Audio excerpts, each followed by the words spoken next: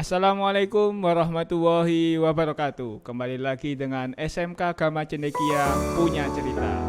Hari ini kita akan angkat satu cerita dari guru SMK Gama, Pak Hudori. Oke, Pak Hudori sehat?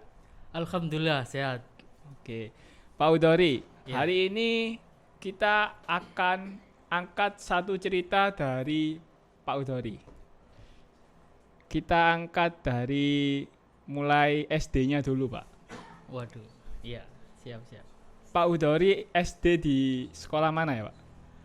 Ya, terima kasih Pak Bi. Saya dulu SD-nya di Surabaya, sebuah SD negeri Sido Sermo satu namanya. Ya, Sido iya. Sermo di Itu daerah di daerah kalau anak muda sekarang biasanya lebih tahu Plaza Marina ya. Oh, Itu sekitar jaraknya belakangnya Marina sekitar 200 meter dari Plaza Marina. Iya. berarti dari SD di Sido Sermo ya, Pak? Iya. Oke. Selanjutnya SD-nya di Sido Sermo. Iya. Kalau SMP-nya? Saya SMP-nya di SMP Negeri 17 Surabaya. Letaknya di mana itu, Pak? Itu SMP? di Tenggilis Mejoyo. Oh, nggak jauh dari Iya. Sido Sermo ya, Pak? Iya. Oke. Setelah lulus SMP, Pak Hudori melanjutkan SMA atau SMK, Pak? Saya dulu karena apa ya? Flashback dulu cerita sebelumnya. Saya akhirnya melanjutkan di SMA. Sebenarnya dulu saya juga pengen SMK sih, cuma karena dulu saya harus masuk SMA negeri karena harus punya dua pilihan. Karena saat itu saya mendapatkan beasiswa dari Pemkot Surabaya. Dulu waktu itu wali kotanya masih Cak Narto, Sunarto Sumo Prawiro.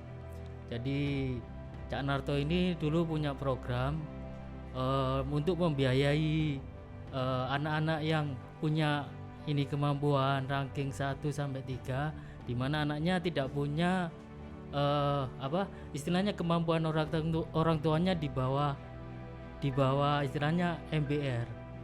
Oh, Masalah masyarakat iya. berpenghasilan rendah ya, Iya, Pak. iya. Jadi di tahunnya Pak Hudori lulus SMP, wali kota Surabayanya Pak Iya. Sunarto itu memfasilitasi anak yang ranking 1 sampai ranking 3 ya, Pak ya? Iya. Untuk Itu masuk. dulu dari SD sih, dari SD. Oh, dari SD. Jadi saya dapat beasiswanya dari SD mulai kelas 6. Jadi waktu itu programnya Cak Narto namanya ini anak bibit unggul gitu. Oh, jadi Pak Hudori ini contoh bibit unggul ya, bibit unggul yang melanjutkan sekolahnya mulai dari kelas 6 SD lanjut ke SMP sampai lanjut masuk SMA pun Pak Hudori masuk melalui jalur beasiswa yang diberikan Pak Sunarto waktu itu ya, Pak ya. Iya. Oke. Betul. Kenapa Pak Hudori tetap ingin masuk SMA?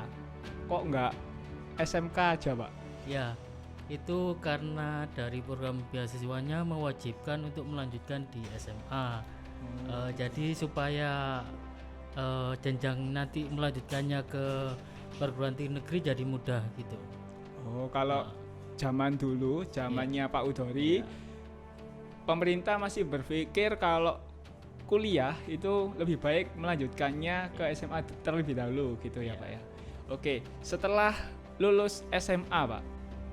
SMA-nya lulus 3 tahun kan?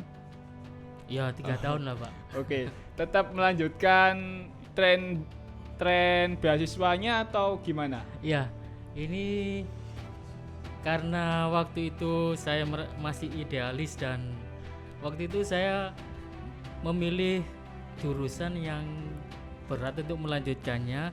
Jadi waktu itu tahun pertama setelah lulus saya tidak diterima di perguruan tinggi negeri. Jadi terpaksa akhirnya otomatis beasiswa harus dihentikan karena tidak lanjut di perguruan tinggi negeri. Jadi kemudian saya akhirnya memutuskan untuk bekerja dulu sambil mengumpulkan uang. Akhirnya alhamdulillah setelah bekerja 2 tahun masih ada kesempatan untuk melanjutkan dan keterima di perguruan tinggi negeri. Oke. Gitu. Bekerjanya setelah lulus SMA bekerja sebagai apa ya, Pak? Ya waktu itu serabutan juga sih. pernah kerja jadi apa housekeeping pernah, karena apapun ya saat itu kan masih berijazah SMA, jadi terpaksa apapun yang kita lakukan saat itu ya kita ambil, yang penting bisa membuat tabungan ini menjadi lebih banyak gitu Pak. Oke, jadi apapun pekerjaannya yang penting halal Ya gitu ya Pak ya? betul, yang penting halal. Yang penting halal. Ah. Jadi yang pertama housekeeping. Iya. Selain housekeeping, waktu menunggu itu Dulu apalagi Pak? bahkan saya pernah di sebuah apotek baru, yang di situ apoteknya karena masih baru, dia tidak merekrut ini Apoteker? bukan apoteker, apa istilahnya, asisten apoteker. Kalau Oke. apoteker ini kan wajib ada, Iya. sehingga karena masih baru belum rame, akhirnya dia merekrut anak yang masih bisa diajari gitu Pak. Jadi dia diajarin jaga, bahkan juga untuk mengirim obat gitu. Oh, jadi sebagai tenaga serabutan di apotek juga ya Pak ya? Iya, jadi di situ karyawannya waktu itu ya cuma satu, saya aja sama pemilik apotekernya ya. Oh. Jadi yang melayani waktu itu ada pembelian obat, saya yang mengambilkan, saya yang ya melayani. Oke, Jadi jadi untuk- setelah lulus SMA, Pak Udori sudah berani untuk menjadi seorang asisten apoteker meskipun tidak memiliki Iya, skill memang di tidak- bidangnya skill itu- waktu itu ya Pak ya? Iya, jadi dia ibaratnya diajari langsung oleh apotekernya. Oke. Ya. Berapa tahun menjadi apoteker itu Pak? Itu sekitar 1 tahun. 1 tahun. Iya. Jadi 1 tahunnya jadi housekeeping, Iya, terus tahun keduanya menjadi apoteker Iya. sampai bisa melanjutkan kuliah. iya, Kuliahnya di perguruan tinggi negeri. iya. Bisa disebut namanya Pak? Ya namanya sama seperti Pak Wi juga, di Universitas Negeri Surabaya atau Oke. disingkat UNESA. Oke, jadi tahun berapa itu Pak masuk di UNESA Pak Udari? Saya masuk di UNESA tahun 2004. Langsung ambil jurusan? Jurusan apa? Jurusan dulu kalau waktu di SNMPTN namanya jurusan Pendidikan Ekonomi.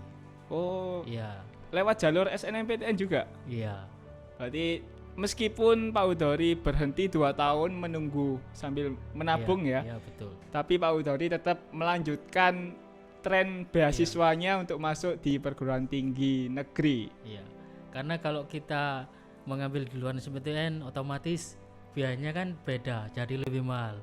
Untuk SNMPTN kan lebih murah. Oke, jadi satu yang dipertahankan Pak Udori itu mulai dari SD, SMP, SMA, bahkan sampai ke perguruan tinggi, Pak Udori masuk melalui beasiswa gitu ya Pak ya. Iya. Oke. Selama di Universitas Negeri Surabaya, Pak Udori menjalankan kuliahnya on time atau seperti apa Pak? Ya jujur karena waktu itu saya jalani dengan sambil menyambi kerja. Ya kerja juga. walaupun tidak lulus tepat waktu ya, tapi alhamdulillah bisa lulus, dan ya disyukurilah walaupun tidak tepat waktu, tapi cukup bisa berprestasi. Oke. Jadi meskipun masuk UNESA, Pak Udori juga menyambi kerja ya Pak? Ya karena jujur kan saya waktu mendaftar kuliah itu, ya ini cerita ya, Iya. saya tidak bilang orang tua sih, karena pikirannya orang tua wis bahasa Jawanya, bahasa Surabayanya bisa sakarep-karepmu gitu. Itu soal nanti masa depanmu wis saya pasrahkan sama kamu gitu. Jadi Ya, sudah jadi, dibebaskan sama orang tuanya. Iya, jadi saya ceritanya dulu ke orang tua, malah waktu pas sudah keterima saya bilang,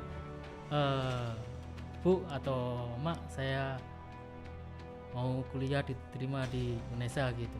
Jadi Ah. sebelumnya nggak tahu ya?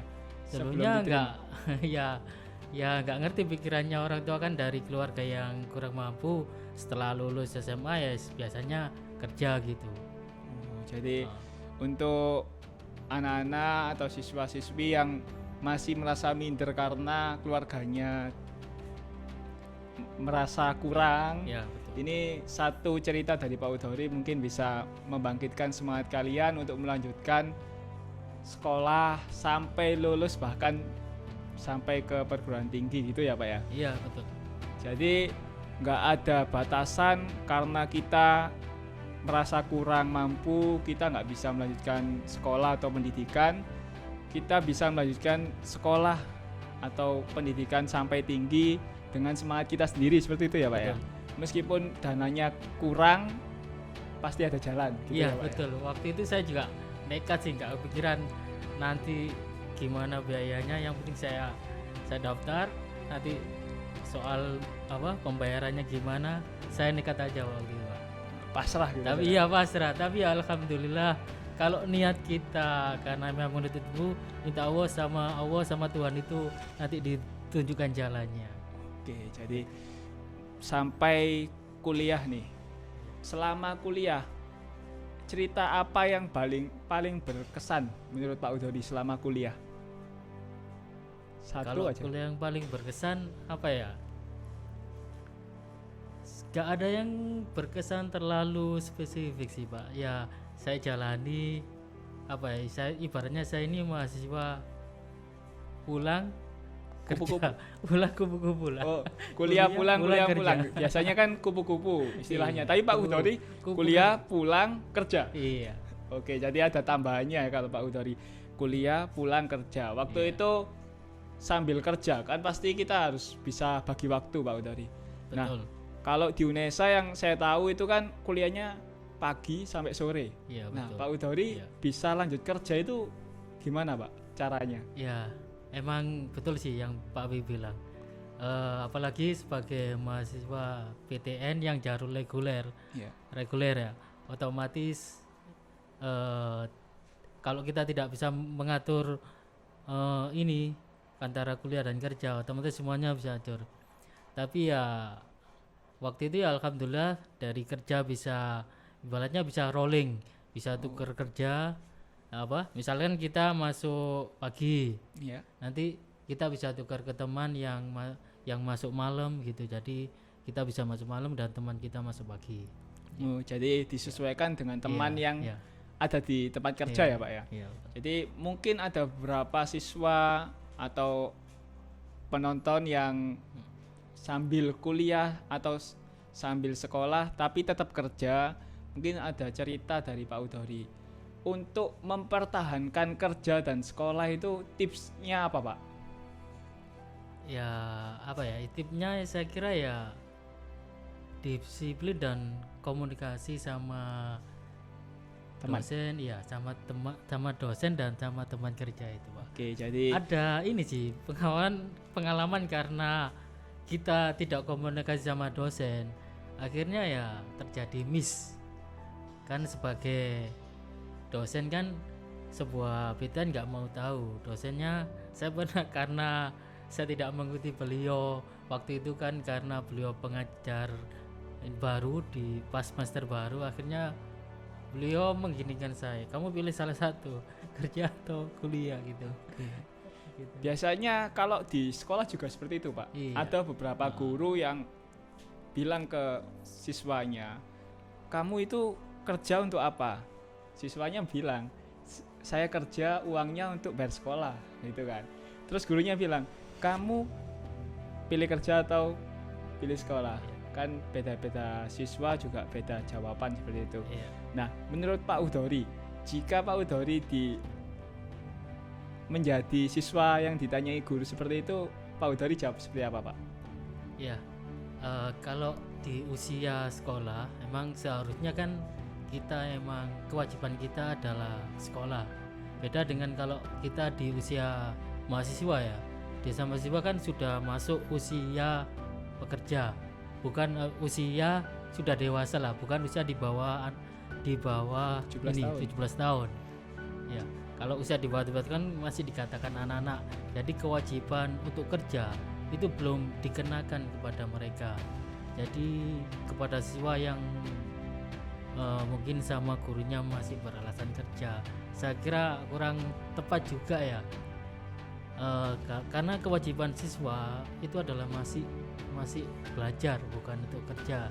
Kalaupun misalkan dia tetap bekerja, ya kewajiban dia harus bisa mengatur antara sekolah dengan kerja.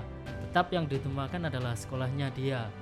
Kalau misalkan dari bekerjanya dia misalkan jam sekolah, ya otomatis gimana caranya dia harus mencari atau mengambil kerja yang di luar jam sekolah. Gitu. Jadi yang diutamakan ketika kita menjadi seorang siswa itu belajarnya dulu ya Pak ya, Iya, sekolahnya betul. dulu. Jadi tidak ada alasan ketika mengerjakan tugas-tugas Iya. sekolah itu alasannya mohon maaf Pak saya Iya. masih kerja dan lain sebagainya. Jadi kita harus bisa bagi waktu antara belajar sekolah dan kerja untuk mencari uang ya Pak ya. Iya, betul. Jadi oke. Itu untuk yang kerja nih. Selanjutnya untuk siswa kita sebagai Pak Udori, jika siswa kita mau lanjut ke universitas Pak, Iya. nah itu menurut Pak Udori seperti apa? Ya, buat anak-anak SMK Gamat Cendekia, mungkin saat ini masih berpikiran apa ya, melanjutkan ke perguruan tinggi itu dianggap kurang penting. Mereka lebih memilih ke kerja karena di SMK kejuruan ya. Saya kira walaupun kita masuk di sebuah SMK kejuruan, untuk melanjutkan ke sebuah perguruan tinggi itu bukan sesuatu yang penghalang. Karena itu walaupun masuk di SMK, berusahalah untuk meraih ilmu yang setinggi-tingginya. Jadi kalau ada kemampuan, ada kesempatan untuk melanjutkan di perguruan tinggi kuliah, kenapa enggak gitu. Ya walaupun memang sih namanya ada yang berpikiran, oh kesuksesan tidak harus dengan sebuah gelar, Iya. kesuksesan tidak harus dengan harus melanjutkan ke perguruan tinggi negeri. Memang, tetapi di zaman sekarang kalau kita tidak melanjutkan yang lebih tinggi, karena saat ini apa ya, saya masih terngiang-ngiang juga dengan sebuah perkataan ya, tanpa sebuah gelar, tanpa sebuah jabatan, memang orang tak akan menghargai kita. Tapi tujuannya kita untuk mencapai semua itu ya niatkan untuk meningkatkan potensi diri, untuk meningkatkan ilmu kita gitu. Jadi Iya. kita harus tambah kualitas kita Betul. gitu ya. Biar kita bisa bermanfaat untuk masyarakat. Yang penting itu bukan gelarnya, Iya. tapi tingkat kualitas kita sebagai masyarakat luar, terus membantu masyarakat sekitar kita seperti itu ya Pak ya. Iya.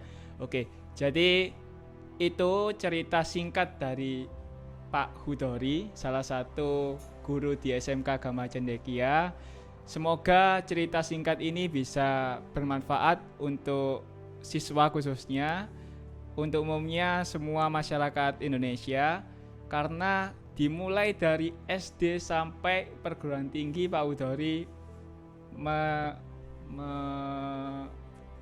melanjutkan trennya mendapatkan beasiswa, dimulai dari SD kelas 6, SMP kelas 3, SMA kelas 3, sampai meskipun beliau break 2 tahun untuk melanjutkan kuliah, tapi beliau masuk di PTN Universitas Negeri Surabaya. Saya kira cukup cerita hari ini. Wassalamualaikum warahmatullahi wabarakatuh. Salam.